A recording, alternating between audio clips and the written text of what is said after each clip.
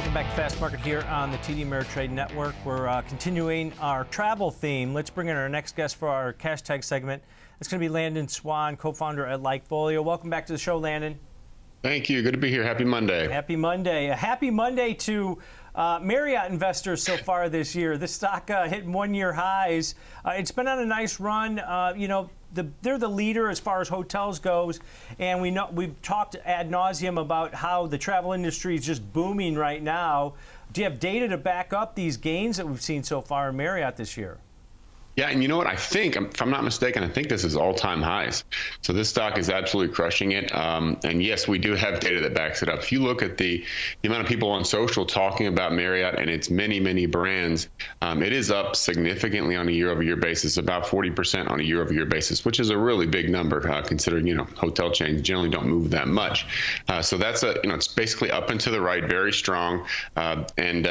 Really like what we see out of this right now, obviously. So very happy with the mention volume on this one. And I don't think it's honestly, it's not a surprise. You look at some of the travel numbers from July 4th, broke all-time records. It broke the 2019 record of 49 million U.S. people looking to travel over the 4th of July weekend. It was actually 50 million this year. So we're back in business, I guess. People are traveling again, which is obviously great for Marriott. And then even when you look at the social data, the web data, it's not as strong as the social data, but it's still up 8% on a year-over-year basis. So the number of people actually going to Marriott.com and all of its different brands. So definitely have very strong data to back this up. And when you look at it in comparison to some of its peers, the Hyatt is the only one that's kind of beating it.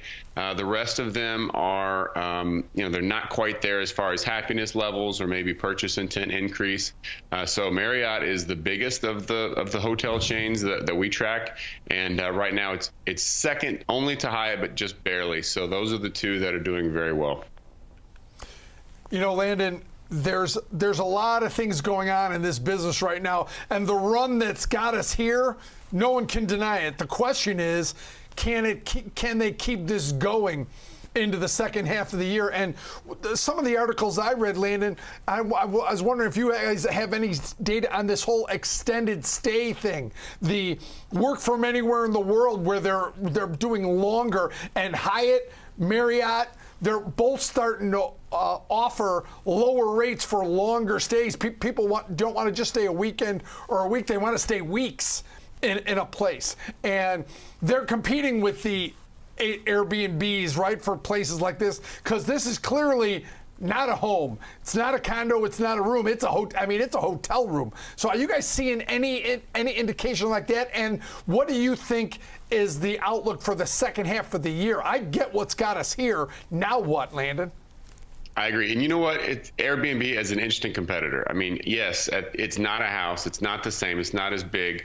But, at the end of the day, you've got room service that cleans up. You've got fantastic amenities, and there's no 20% cleaning fee and this fee and that fee. I think Airbnb is that whole model is really struggling. The data that we've got is showing that people are getting more frustrated with it. It was kind of a cool fad there for a while, but it's the staying power is looking to really be weakening. When you look at people comparing the two, why didn't I just stay in a hotel?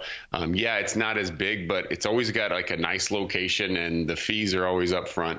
I do like this. It's kind of an intuitive or ingenious little way of adding to the rooms, right? You don't want to have any room sitting, and if you're willing to pay a little bit or take in a little bit less as a hotel, but someone's going to stay a couple weeks, that's fantastic.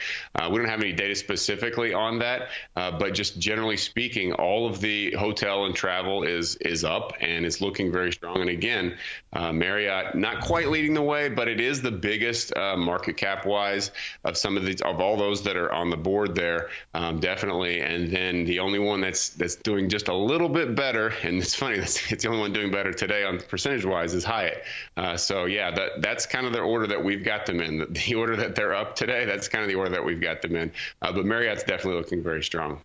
Yeah, Landon, over 500,000 rooms, over 3,000 hotels for Marriott. They've got 200,000 rooms under construction at this point.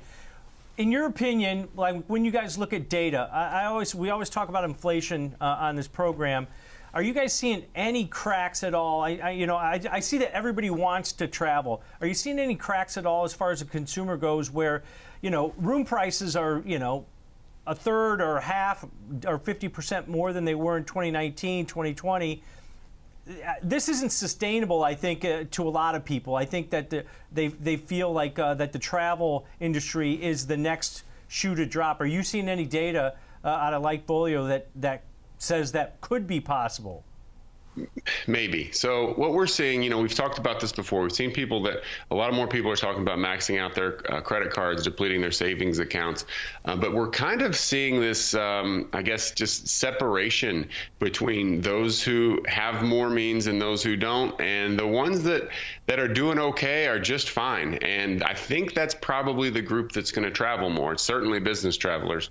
And so I would say this sector is probably down the line a little bit. I mean, it's going to be well behind, I think, restaurants, which haven't really broken yet. So it's interesting because all the data that we see has signs towards a potential recession or a slowdown when you look at the number of people talking about doing things. But then when you break it down and kind of look at for lack of a better word, like class type, who's got a little bit more, the people that have a little bit more are doing better. And so I think that the travel industry is going to be fine for a little while. We'll see. But right now, inflation is only seeming to hurt some of those who are maxing out their credit cards and depleting their savings accounts right now. And that's, generally speaking, that's not who's, booking 2 weeks at a Marriott.